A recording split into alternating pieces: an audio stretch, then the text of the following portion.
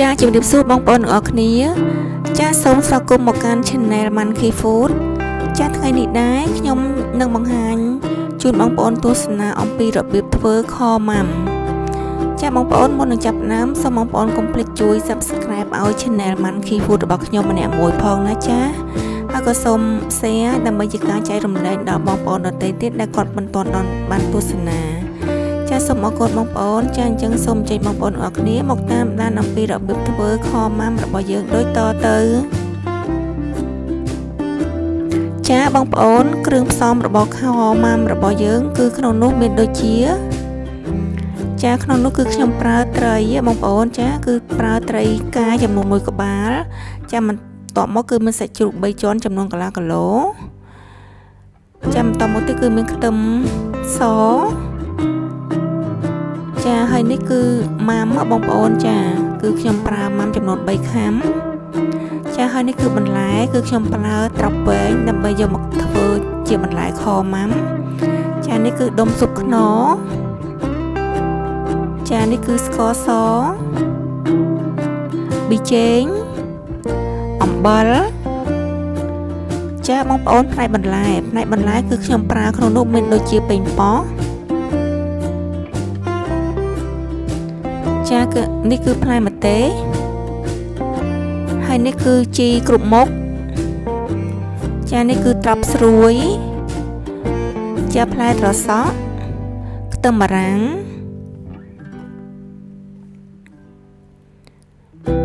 ចាហើយនេះគឺផ្លែពពាយបន្តមកគឺមានពោតបារាំងចាហើយនេះគឺត្រកួនហើយនេះគឺត្រយូងចេកចាបន្តមកទៀតគឺមានសណ្តែកគួរចាហើយនេះគឺរំដេងបន្តមកទៀតគឺមានគល់ស្លឹកគ្រៃចាខ្ញុំប្រើមានប្រេងអូលីវផងដែរបងប្អូនហើយនឹងម្ជូរក្រូចឆ្មាចាបងប្អូនគ្រឿងផ្សំមានតែប៉ុណ្្នឹងទេចាបន្តមកយើងចាប់ផ្ដើមធ្វើតែម្ដងបងប្អូនចាយើងយកគល់ស្លឹកគ្រៃរបស់យើងនឹងយកមកហាន់ជាចំណិតខ្លីៗទៅណាហើយយើងដំវាដើម្បីឲ្យឆាប់ចេញជាតិផង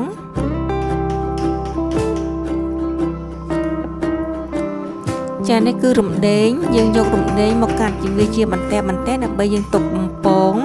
ជាមួយគ្នាហើយនឹងខ្ទឹមសផងដែរបងប្អូនចាយើងយកខ្ទឹមសមកចិញ្ច្រាំ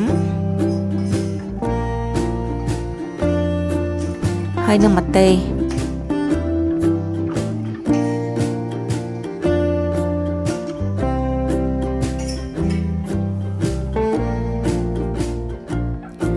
ហើយនេះគឺផ្នែកសាច់ទេបងប្អូនចាគឺខ្ញុំប្រើសាច់ជ្រូក3ជាន់ចំនួនកន្លះគីឡូ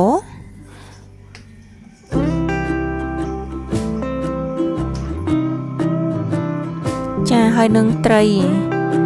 ចំពោះត្រីគឺខ្ញុំប្រើត្រីកែចំនួន1ក្បាលបងប្អូនចាត្រីកែក៏អញ្ចឹងដែរយើងហាន់វាជាចំណិតជាដុំតូចផងទៅណាបងប្អូនចាហើយសាច់ជ្រូកក៏អញ្ចឹងដែរយើងហាន់វាឲ្យស្ដើងបន្តិចទៅដើម្បីពេលយើងឆាហើយនឹងស្លហ្នឹងដើម្បីឲ្យវាឆ្អិនដំណាលគ្នាតែកាលណាយើងហាន់សាច់ជ្រូកក្រាស់ពេកវាក្រឆ្អិនអញ្ចឹងត្រីយើងអាចឆ្អិនមុនអញ្ចឹងយើងហាន់វាលៃទៅតាមធ្វើម៉េចដើម្បីឲ្យវាឆ្អិនដំណាលគ្នាទៅបងប្អូនអាចចិញ្ច្រាំវាក៏បានដែរសាច់ជ្រូក3ជាន់ណាចាឥឡូវយើងចាប់ផ្ដើមឆាបងប្អូនយើងចាក់ប្រេងអូលីវចូលបន្តិចទៅហើយយើងចាក់គ្រឿងក្នុងនោះមានគល់ស្លឹកគ្រៃរំដេងខ្ទឹមសនិងម្ទេសនឹងយើងឆាចូលគ្នាដើម្បីឲ្យឈ្ងុយចាដើម្បីឲ្យខម៉ាំរបស់យើងធំឈ្ងុយ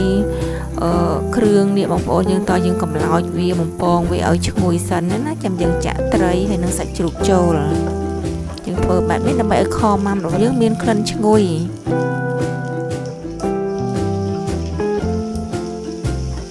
ចាយើងដាក់សាច់ជ្រូកចូលមុនត្រីទៅយើងកូរសាច់ជ្រូកឲ្យរៀងស្រស់ទឹកសិនណាបងប្អូនចា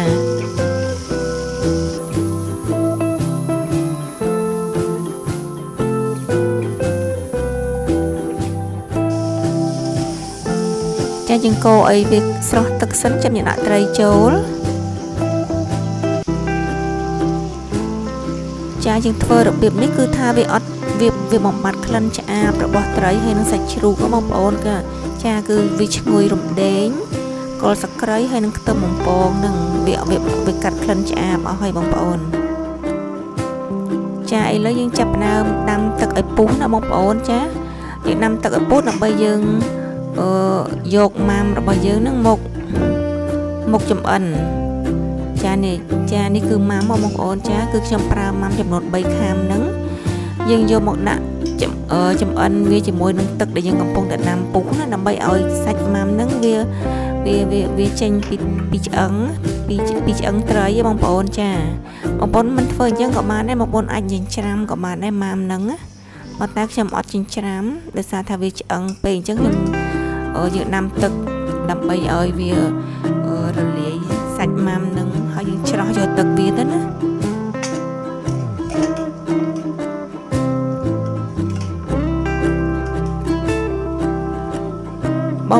បងប្អូនចូលចិត្តក្លិនម៉ាំនឹងខ្លាំងបងប្អូនដាក់ម៉ាំរៀងច្រើនបន្តិចទៅប៉ុន្តែខ្ញុំដាក់ម៉ាំតែចំនួន3ខាំទេបងប្អូន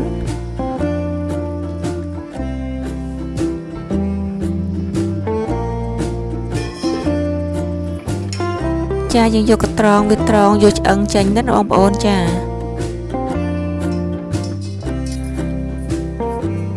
យើងធ្វើអញ្ចឹងគឺថាវា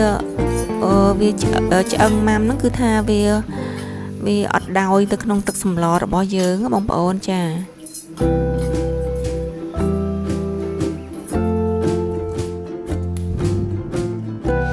បន្ទាប់ពីយើងច្រោះយកឆ្អឹងចេញហើយអញ្ចឹងយើងយកទឹកម៉ាំហ្នឹងមកដាំវា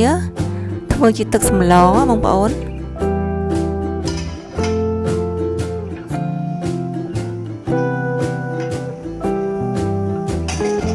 ចាឥឡូវយើងដាំទឹកនឹងពុះហើយអញ្ចឹងយើងចាក់ត្រីហើយនឹងសាច់ជ្រូកដែលយើងបាន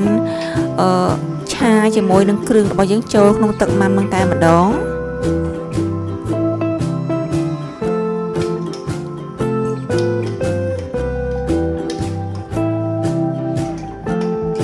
ចាយើងគ្របវាឲ្យពុះដើម្បីវាឆ្អិនសាច់ត្រីហើយនឹងសាច់ជ្រូកនឹងសិនណាបងប្អូនចាយើងឥឡូវយើងយកចាប់ដើមធ្វើបន្លែបងប្អូនចាគឺខ្ញុំប្រើត្រប់វែងបងប្អូនចាត្រប់នេះខ្ចីល្អនេះបងប្អូននេះយើងជ្រើសរើសត្រប់ដែលខ្ចីអញ្ចឹងมันយើងស្លទៅវាមានរសជាតិផ្អែមឆ្ងាញ់ចានេះគឺបន្លែបងប្អូនចាយើងឆ្លៀតពេកកាត់បន្លែហើយបន្លែគឺខ្ញុំប្រើតែបន្លែប្រមាណមុខនឹងបងប្អូនចាយើងកាត់វាជាចំណិតខ្លីៗទៅតាមចំណង់ចំណូលចិត្តបងប្អូនចូលចិត្តទៅណាចាឥឡូវទឹកខម៉ាំរបស់យើងវាពុះនេះបងប្អូនអញ្ចឹងយើងចាប់ដើមដាក់គ្រឿងចូលចាខ្ញុំដាក់ដុំស៊ុបខ្នុរមួយដុំហើយនឹងស្ករប៊ីចេងអំបិលណាបងប្អូនចាបងប្អូនមុននឹងបងប្អូនដាក់អំបិលបងប្អូនភ្លក់សិនណាខ្លាចម៉ាំយើងវាមានរសជាតិប្រៃខ្លាចវាប្រៃខ្លាំង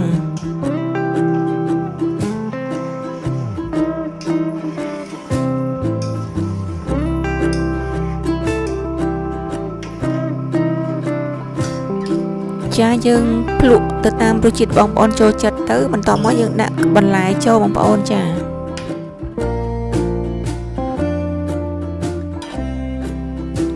យើងគ្របទុកឲ្យវាឆ្អិនបន្លែមួយសន្ទុះទៅ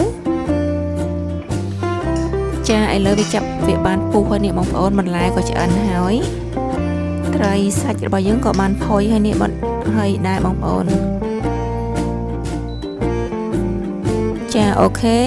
ឆ្អិនហើយបងប្អូនខម៉ាំរបស់យើងគឺថាមានរសជាតិឈ្ងុយ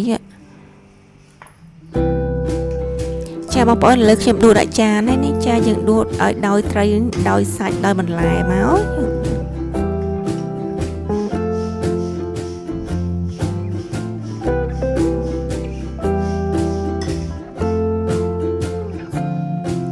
ចានេះគឺបន្លែបងប្អូនចាបន្លែដែលយើងបានហាន់អំបាញ់មិញហ្នឹងគឺមានបន្លែប្រមាណមុខហ្នឹងចាយើងរៀបដាក់ថាមកហើយយើងលើកខម៉ាំរបស់យើងដាក់ចំកណ្ដាល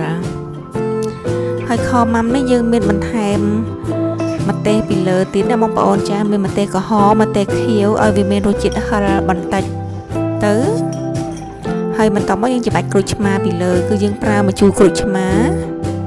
ở đầm bè mình rồi chít chú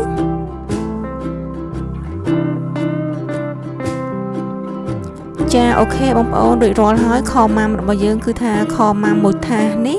rùm chỉ môi bẩn lái nó cứ tha mơ tới tụm nón chiếc ngành nè bông ôn cha